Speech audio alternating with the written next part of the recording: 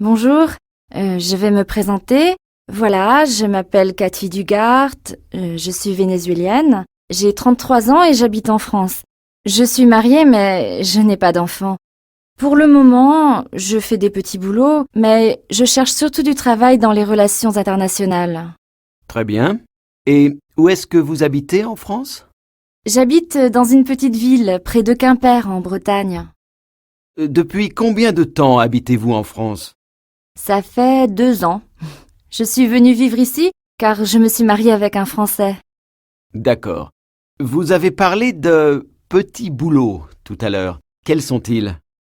Eh bien, en fait, j'ai travaillé comme vendeuse dans un magasin de chaussures et puis aussi comme serveuse dans un restaurant quelques heures par semaine. Mais comme j'ai fait des études dans les relations internationales, j'aimerais bien trouver un travail dans ce domaine. Ah oui, c'est intéressant. Oui, c'est pour ça que je dois apprendre le français. D'accord, je comprends.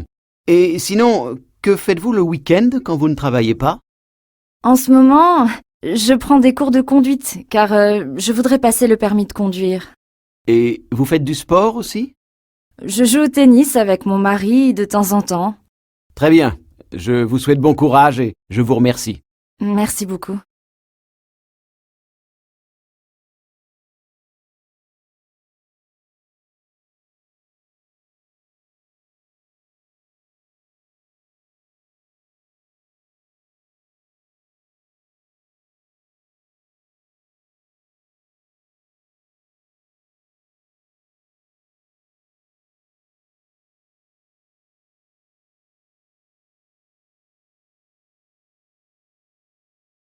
Très bien. Et où est-ce que vous habitez en France?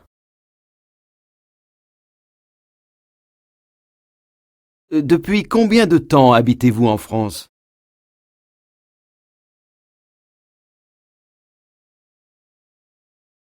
D'accord. Vous avez parlé de petits boulots tout à l'heure. Quels sont-ils?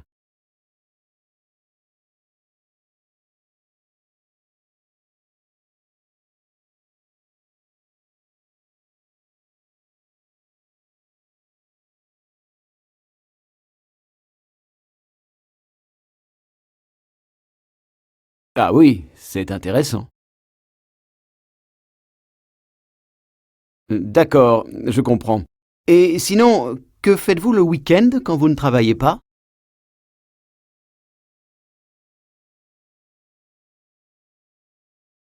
Et vous faites du sport aussi? Très bien. Je vous souhaite bon courage et je vous remercie. Merci beaucoup.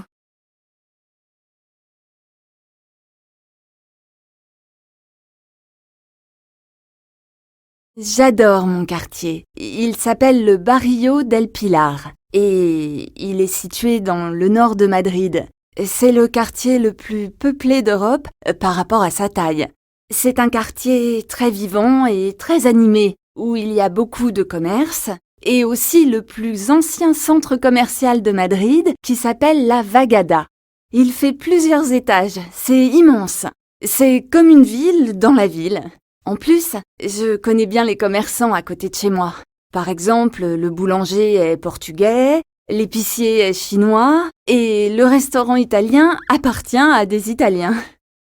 Ils sont très gentils. Et quand j'oublie mon porte-monnaie, je peux revenir payer le lendemain. On se fait confiance et ça, c'est important pour moi.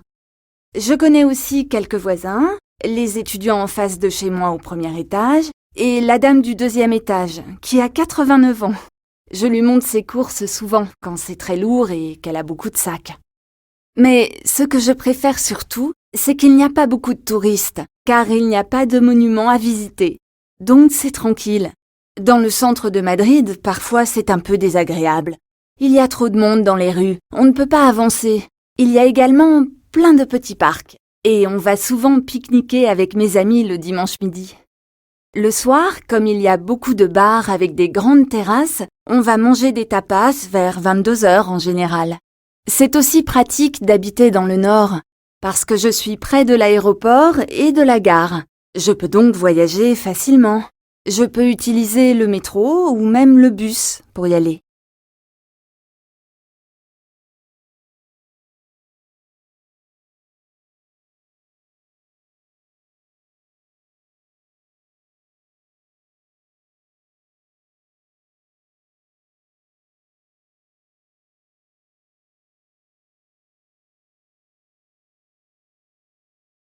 Bonjour, ça va?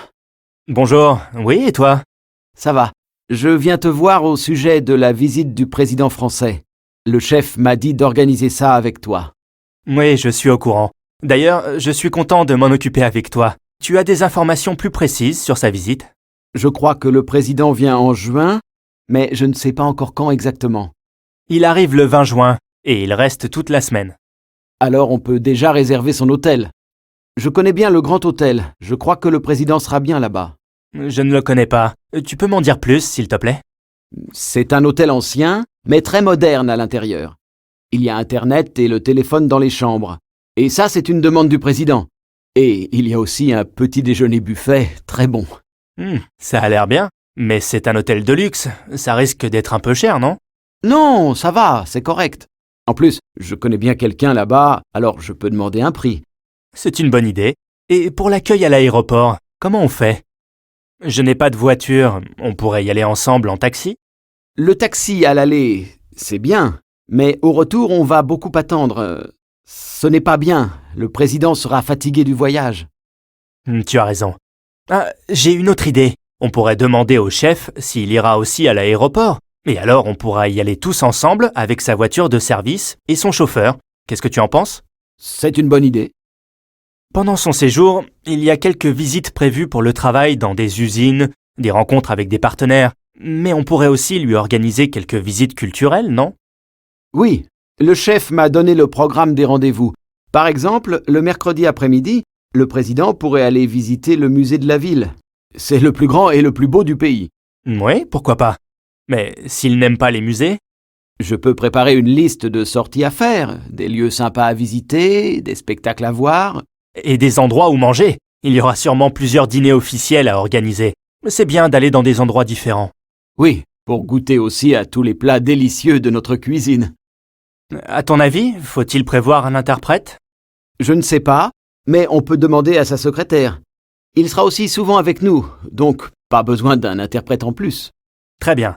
Alors, je m'occupe d'organiser l'accueil à l'aéroport et de confirmer l'heure d'arrivée du vol. Et toi, tu te renseignes sur l'hôtel. Oui. Je demande un prix et si ça va, je réserve. Je prépare aussi une liste de sorties, d'accord? Parfait. On reste en contact alors. Oui, à bientôt. À bientôt.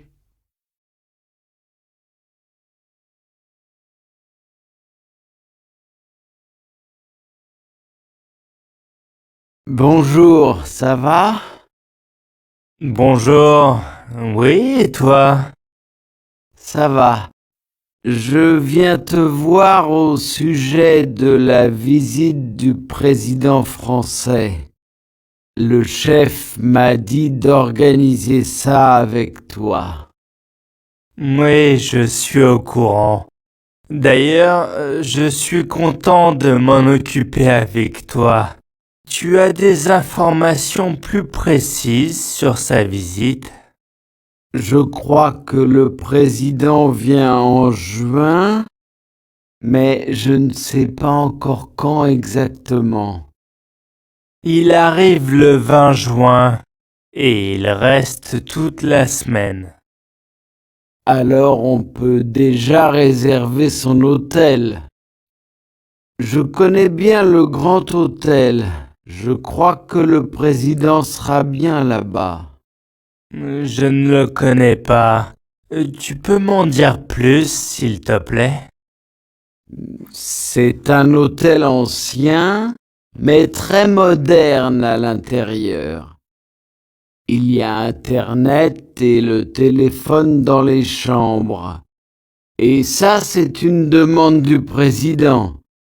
Et il y a aussi un petit déjeuner buffet très bon. Ça a l'air bien, mais c'est un hôtel de luxe. Ça risque d'être un peu cher, non? Non, ça va, c'est correct.